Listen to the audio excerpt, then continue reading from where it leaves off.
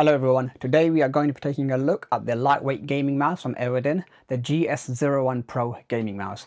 This is a budget gaming mouse, so no fancy naming, but it offers great value for your money and comes with an optional charging dock. So you have the GS01 and then you have the GS01 with a charging dock available to buy on the official EWEADN website. This mouse features a 500 mAh battery for extended use, and some of the lighter mice that I've seen have smaller batteries. It also has a 1000 Hz polling rate in wired or wireless 2.4 GHz, and then you get about 125 Hz of polling rate using Bluetooth, which is great for extended use. The sensor this uses is the PAL 3311, which is a high-performance, cost-effective sensor supporting up to 12,000 dpi. I wouldn't say it's top tier, but it's good enough for high-performance gaming, offering great value. So when it comes to the weight, EWEADN lists this as weighing in at around 65 grams, plus or minus 5 grams. On my scale, I'm getting 62 grams without the dongle. And wow, a massive kudos to EWEADN for getting this right, as I've seen, I've found gaming mice from some other Chinese brands to actually weigh considerably more than what they're claiming on their marketing materials. There will be affiliate links in the description down below. Do consider clicking on those to help support this channel, even if you end up buying something else. So inside the box, we've got some grip tape as well as some replacement feet, which is really nice to see. We've also got the mouse itself, which also has the 1000 Hz dongle inside. You can just remove it, plug it in. You've also got the charging dock itself, which also has a spot for the receiver, so it's close by, give you the best performance and latency, as well as a braided Type-C cable. The first thing I noticed was the weight. It is light, not the lightest, but it is light. One of the biggest advantages of using a lightweight gaming mouse is how fast and effortless it feels during gameplay, because there's less weight to move around, so you can flick, aim and react much faster, which is a huge benefit in competitive shooters like CS2, Fortnite and Apex Legends. It also reduces fatigue, especially during long gaming sessions. You're putting less strain on your wrist and hand, so even after hours of gameplay, your movements stay sharp and consistent. Light mice are also great for players who use low DPI and large mouse pads, a common setup for precise aiming.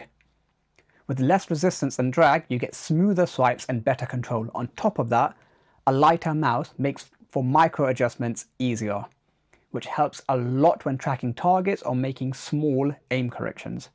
And if you use a claw or fingertip grip, the lightweight makes the mouse feel more responsive and almost like an extension of your arm. So this mouse is using PTFE skates, which is effective in giving you a ultra smooth glide. So although it is not the lightest mouse that I have used, the glide is amongst the best with very little resistance. Almost feels like it's hovering on an aluminium or glass mousepad. On a fabric mousepad, you can expect a little more resistance.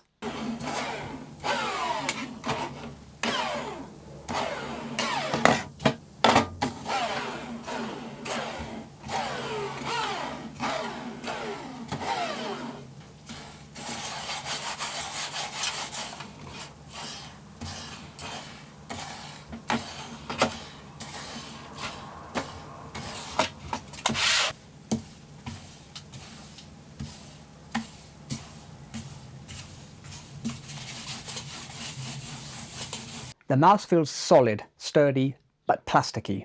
It does not feel like a premium mouse. However, with the included grip tape, you can give it some additional grip and also enhance the overall feel at the cost of weight increase. This is a small mouse. For my hands, it works fine as a palm or fingertip grip. You could try clawing it. It does seem to work okay with that. It is not an uncomfortable mouse. The left and right buttons are smooth and comfortable to press down on. It does come with a 1000 Hz wireless dongle, and it can be used in 1000 Hz when in wired mode. You've also got Bluetooth for general use when you want to maximize your battery life.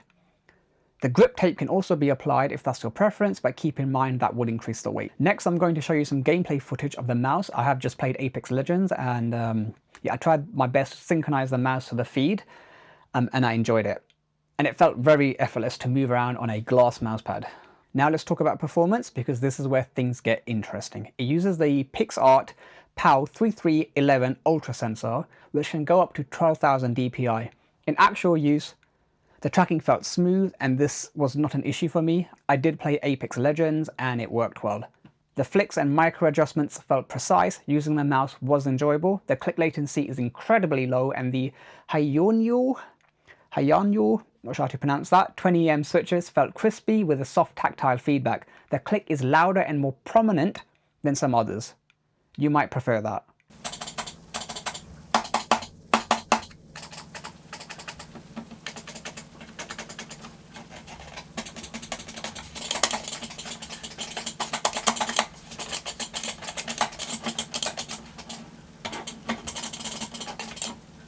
The side buttons also have the Huanyu switches, but with a different click, quieter and less tactile. I like that. The scroll wheel uses a F switch wheel encoder, which is tactile, near silent, and makes a suppressive click when pressed down. Charging it is via USB-C, and yes, you can still use it while it's charging. You do have that really nice braided cable that comes in the box. So I haven't verified this, but EWEADN are claiming about 120 hours of battery life. I suspect they mean that in Bluetooth mode, and then they've also written down that you get about 65 hours of battery life, which may be referring to 2.5 gigahertz, which you want to use for gaming. The dock has some weight to it, which is deliberate to keep it in place. It has a charging status glow, which cannot be turned off. It's like a creamish color, and it looks kind of cool, but it is noticeable, especially if you don't like RGB. When the mouse isn't charging, you can cycle through some predefined lighting patterns or turn it off completely by pressing and holding a small button on the underside. However, this does not have a built-in memory.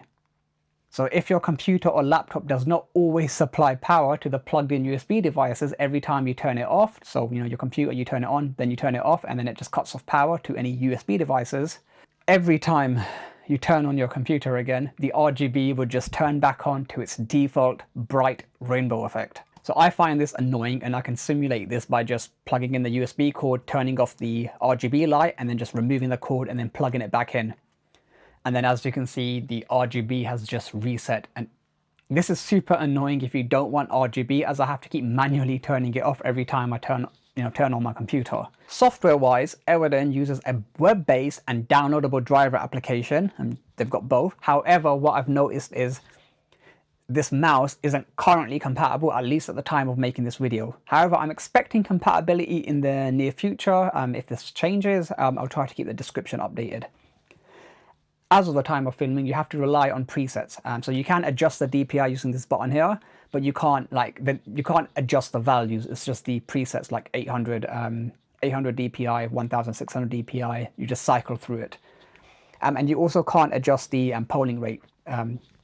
Again, I'm suspecting once the web driver or the downloadable driver starts to support this mouse, we should be able to make these changes. And I did look at the included leaflet, and it did say you can customize it on the driver, but the current driver at least just doesn't seem to recognize this mouse. So is the EWEADN GS01 Pro worth it? I would say yes.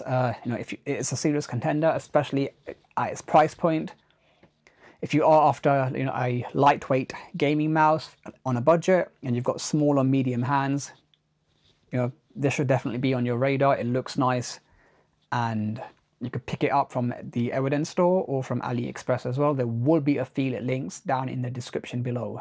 Clicking on those, even if you end up buying something else, this tremendously helps to support the channel. And if you found this review helpful, don't forget to like and subscribe. Thank you for watching.